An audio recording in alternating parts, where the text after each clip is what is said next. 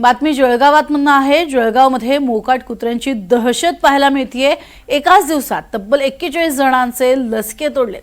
7 लहान मुलांचा सुद्धा यामध्ये समावेश आहे। त्यामुळे परिसरात प्रचंड दहशत पसरली आहे। स्टेडियम ते नवीन बस स्थानक या परिसरामध्ये या मोकाट कुत्र्यांनी उच्छाद मांडलेला आहे आणि या श्वानांच्या चाव्यामध्ये तब्बल 41 जणांना या श्वानांनी जखमी केले आणि त्यामुळेच त्यांचा बंदोबस्त करावा अशी मागणी आता मोठ्या प्रमाणात स्थानिकांकडून होती आहे। यात 7 लहानग्यांचा सुद्धा समावेश आहे। तब्बल एकाच दिवसात 41 जणांना चावा घेतलेला असल्यामुळे या कुत्र्यांचा बंदोबस्त करावा अशी मागणी ही जोर धरू लागली आहे।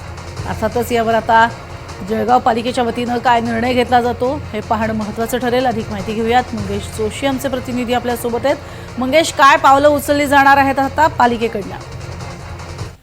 नक्कीच प्रज्ञा, खरं आपण बघतो की ज्या पद्धतीने एकाच दिवसात जळगाव शहरात जे आहे जवळपास 41 जणांचे लसके जे आहेत कुत्र्यांनी तोडलेले आहेत। खरं त्यामध्ये प्रामुख्याने लहान मुलांचा देखील समावेश आहे। ज्या पद्धतीने खरं तर जळगाव शहरात मोकाट कुत्र्यांचा जो सुळसुळाट पाहायला मिळतो आहे, त्यामुळे खरं तर यापूर्वी देखील एका बालकाचा जो आहे या कुत्र्यांच्या हल्ल्यात मृत्यू झाल्याची घटना घडली होती। त्यानंतर मोठ्या प्रमाणात जनभावना ज्या आहेत ते महापालिका विरोधात पाहायला मिळाल्या होत्या। खरं तर या प्रकरणामध्ये महापालिकेच्या वतीने जे आहे कुत्र्यांच्या निर्बीजीकरणासाठी जे आहे ते खरं तर कंत्राट देण्यात आलेला होता। मात्र असं असताना देखील अद्यापही कुठलीही उपाययोजना जी आहे ती महापालिकेकडून करताना पाहायला मिळत नाहीये। त्यामुळे पुन्हा एकदा नागरिकांचा प्रक्षोभ जो आहे तो महापालिकेविरोधात वाढलेला आहे। एकंदरीतच कुत्र्याचा तातडीने बंदोबस्त करावा, निर्बीजीकरणाची प्रक्रिया जी आहे ती तातडीने करावी अशी मागणी देखील आता नागरिकांकडून केली जात आहे। प्रज्ञा, नक्कीच तुर्तास धन्यवाद मंगेश या संपूर्ण माहितीसाठी। आणि तातडीने उपाययोजना व्हावी हीच अपेक्षा आपणही व्यक्त करूयात।